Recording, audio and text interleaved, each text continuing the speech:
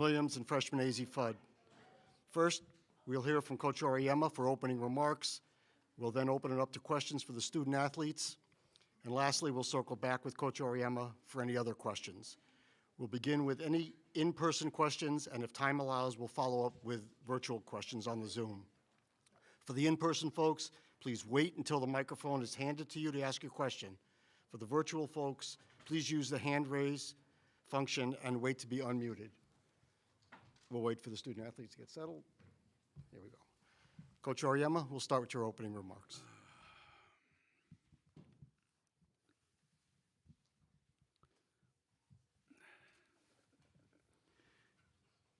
Well, I can honestly say that given the kind of season that we've had, I thought I'd pretty much seen it all, but this was a rather new experience for me.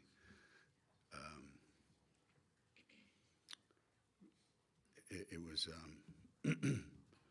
it was what we thought it would be. It was going to be really difficult. It was going to be really ugly looking, and it was, it was.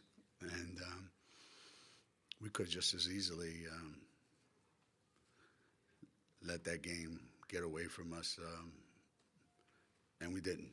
And there's something to be said for that, that you can win a game that you probably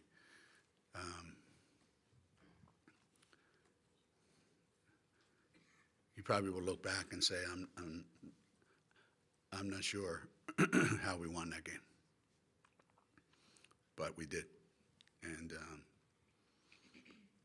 Kristen and AZ were really tough down the stretch.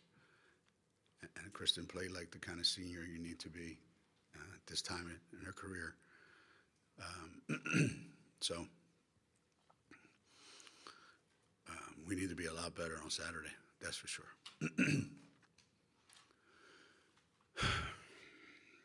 We'll now take questions for the student athletes. Please wait till you get the microphone. Kristen, what was it like playing in that game? You are familiar with UCF, obviously, from back in the day, but to be in that environment with the crowd and to be in felt like a rock fight, I'm sure. But to also have to battle down the stretch for the first time in a while since you guys haven't had that many close games. Yeah, it was a battle the whole game. When we played them my freshman and sophomore year, they were always super aggressive.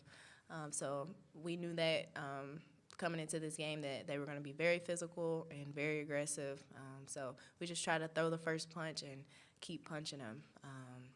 We didn't have our best game today, but I'm really proud of our team. We grinded it out. It was very ugly, but we got the dub, and that's all that matters. Carl Adamek, Journal-Inquirer. Kristen, two-part question, if you don't mind. How difficult was it to retain your poise down the stretch the way you guys did? And in particular, what did AZ show you tonight that maybe you haven't even seen this season as far as keeping her poised and composure? Both, like I said, both team and AZ in particular. Yeah, I thought we were very poised down the stretch. As a team, we had to limit our turnovers because they were pressing the entire game. And kudos to AZ. She did a very good job of, handling the ball in the backcourt. And just, you did. You're a freshman, bro. You did good. So she was very poised. She might not think she was, but it's hard out there, especially as a freshman. But she did very good, and I'm just proud of our team that we, held it together down the stretch. Sean Pagano right here with Fox 61 in Hartford. AZ, you took some shots early. They didn't fall. You kept slinging them up there, and then you obviously made some damage. There at the end, you hit a couple of free throws. Talk to me a little bit about being in this, tough environment, because this is the first time really for you.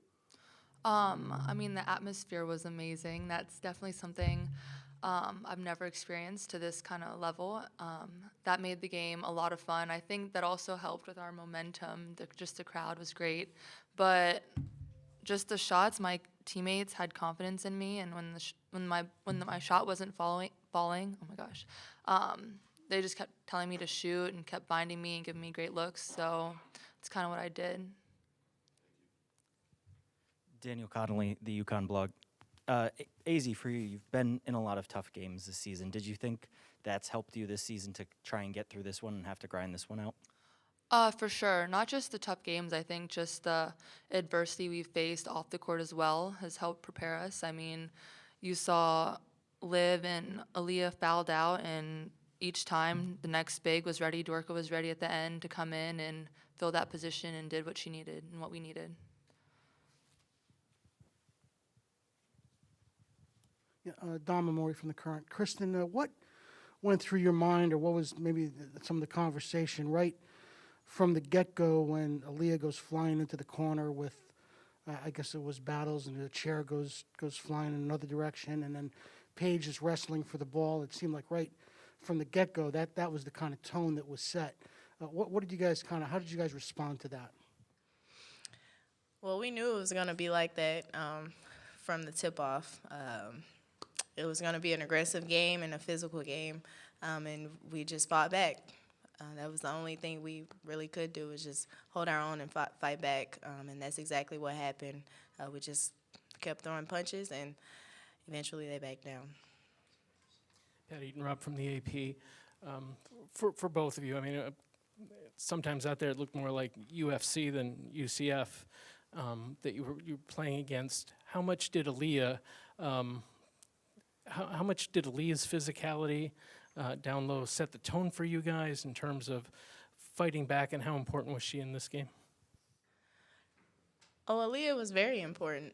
Even though she fouled out, she held it down for the bigs tonight. I thought she was very physical and did a great job defensively and offensively. We wouldn't have won the game without her.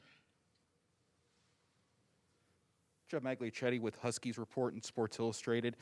How much, from a player's perspective, how much did the insertion of Nika Mule, particularly her defense, impact the outcome of this game? I just think the energy Nika brings to our team is incredible, and as soon as she steps on the floor, the defensive intensity goes up, and I mean, she hit a huge three for us as well, right? That was her. She hit a huge three, and she brings so much to our team. The energy level is amazing when she comes in.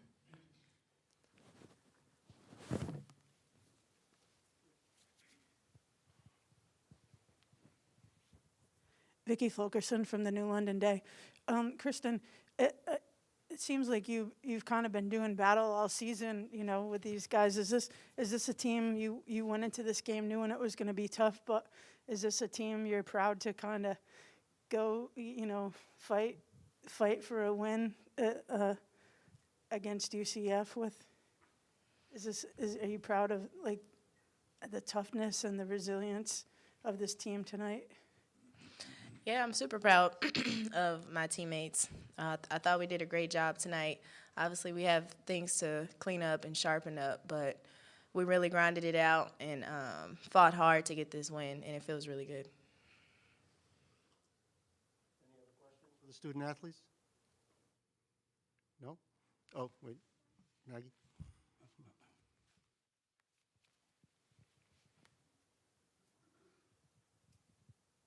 Kristen and Izzy, you can both answer this. What do you hope to do?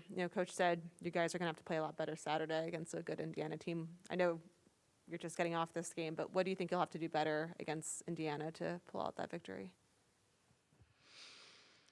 We have to do better at finishing easy buckets. And also, when we get a lead, we just have to keep our lead and not let the team come back. We have to sharpen up our defense and some things on offense, too. But majority of it is finishing easy baskets.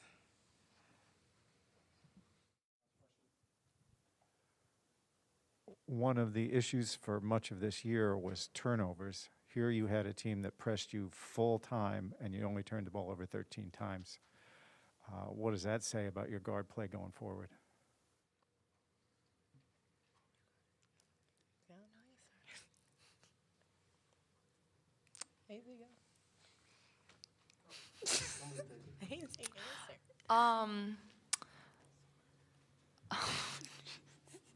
Come on, Kristen. I thought that we practiced it all week, so we got better at it this week. But I thought the guards did a good job at just handling their pressure and getting the ball up the floor. I didn't realize that we had 13 turnovers, but they're a good pressing team, so I thought we just did a good job tonight at handling it majority of the game. Okay. Thank you, Kristen. AZ, you guys can head back to the locker room. We did have 13 turnovers. Oh, thank you. Okay, we'll take questions for Coach Auriemma. Start with Mike, then Vicky. Gino, the bottom line, you won, like you said in your opening statement. Is there some added value in having to grind out a game like that heading towards a regional? Ordinarily, you're kind of breezing through this round. I wonder if this is like, well, it wasn't aesthetically pleasing, so just put it out of your mind, or if there's some additional value to going through an experience like this.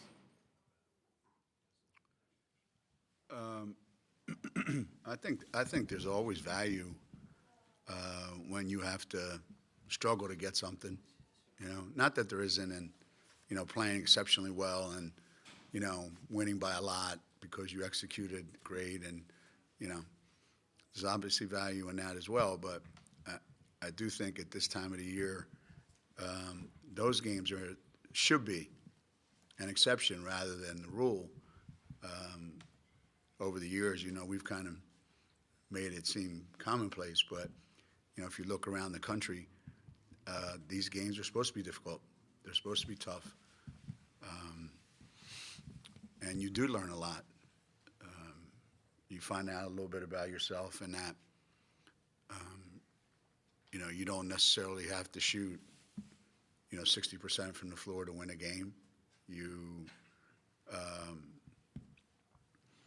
know, we outscored them by 20. You know, we got down 8, and then we got up 12. So, obviously, we did a bunch of really good things to do that. And then, you know, we did what we do this year, and we allowed ourselves to do what we do and made it very difficult on ourselves. So there's a lot to be gained by, you know, realizing that, yeah, you can do two things. You can play really, really well and get up a bunch, and then you're capable of doing things that let the game get back to 3. And knowing that, I think, is valuable, for sure. Pat Eatonrod from the Associated Press. Coach, you knew you were expecting a physical game here. How much did Nika and Aaliyah, having those two players on your team, help you get past this game? And was it what you expected? Was it more than you expected in terms of physicality? Yeah, I mean, I think they're both young kids. You know, they both play with a lot of passion. You know, they want to be good. They want to play hard. They want to compete. And, you know, there's going to be a learning curve where you have to learn how to do that without getting yourself, you know, on the bench with 5 fouls. Or in Nika's situation, you know, committing a couple of fouls that are absolutely crucial. You know, 1 second left on the shot clock, or a kid's taking a shot that has no chance to go in, and you give them 2 free throws. So, you know, part of the growing process is how do I keep doing the great things that I do, and how do I not let my strength, which is how hard I play, you know, be a detriment sometimes to the way I play for our team. So I wouldn't trade those guys for anybody in the world. And, you know, we need them playing. We don't need them on the bench with fouls, you know. So I think Saturday, you know, both of them are going to be even more important than they were today, because, you know, Saturday's game is going to be, in some ways, it'll be different, but it'll be tougher than today's game. Gino, 32 minutes today for Paige. Figure you probably didn't want to play her that. Probably didn't want to play her that much, but she gave you an awful lot, didn't she? Poise when you needed it out there. I mean, I don't expect Paige to play great. You know, I don't care if we play 35 more games, you know, in the next 3 weeks. I think the expectation level for me is really, really low, given, you know, how much time she sat out, given what she's coming off of. So, you know, those moments that she has that are really, really good, I'm happy, I'm thrilled for her. But, you know, there's still a lot going on out on the court that you can see it's not the same player that we saw, you know, all of last year. And you know, but having her on the court obviously benefits us in so many ways. And the fact that I had her on the floor for 32 minutes says something, you know. Hey, Gino, you said a minute ago that this was a rather new experience for you. I was just wondering what you meant by that, and what like as the game was going on tonight and taking forever, like what was going through your mind? Well, when I said it's a new experience, I mean, I I have a certain vision of how the game is played, and for 30-some years we played the game that way, and tonight we didn't play the game that way, not even close. So, you know, I'm experiencing things this year I've never experienced before. And I guess, you know, it's supposed to make me a better person. I mean, I feel invigorated just walking up here. I feel like I just got back from, you know, visiting Cat Stevens and, you know, seeing things I've never seen before. Yeah, I feel, so by going through that, I think I'm a changed person. Gino, over here. You mentioned the fouls that Nika had. Is that the reason she didn't play in the second half? No, not at all, not at all. You know, every time you put somebody in the game, you have to take somebody out. And today I just made that decision. It was nothing that Nika did that we needed more. We needed somebody who's a scorer. Like, we didn't need anybody to help us play better defense tonight. Obviously, she came in the second quarter. I mean, the whole second quarter she played almost. And, you know, she was instrumental in changing the tempo of the game. But I just felt like we needed offense. And nothing against Nika at all. Nothing. One more, Mike. I'm used to those things.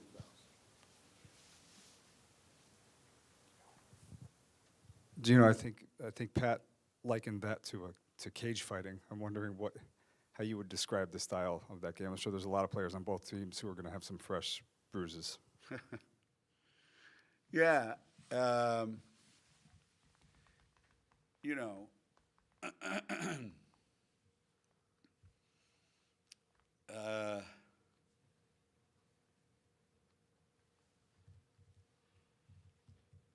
sometimes we forget that basketball is a game that involves a lot of contact. And I heard what was the description one time: football is a collision sport and basketball is a contact sport, right? So there's going to be a lot of contact. Each game, there's a difference in what constitutes contact and what's, you know, how much contact, what kind of contact, and you got to get through the game that you're playing in, you know. And if it's being played a certain way, you got to play that way. You know, all of us, you know, that played in the playground or played in school or played in college, you know, there's times when you're just in a rock fight and you just got to figure out a way to get through it. And then there's other times where, you know, it feels like you're at a ballet and nobody's touching nobody and, you know, everything's cool. you shoot, I shoot, you shoot, I shoot. You know, play West Coast basketball. I think we had some West Coast officials, so maybe that was the case. Last one.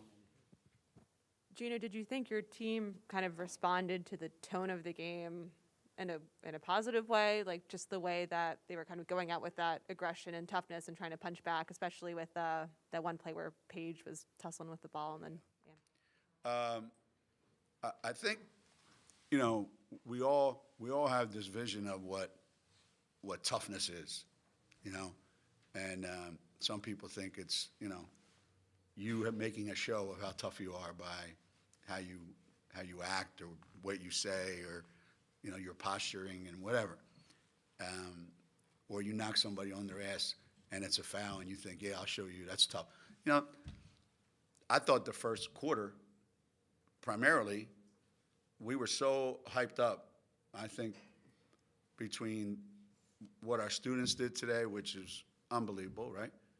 Right? They made it feel like, you know, an extra special game.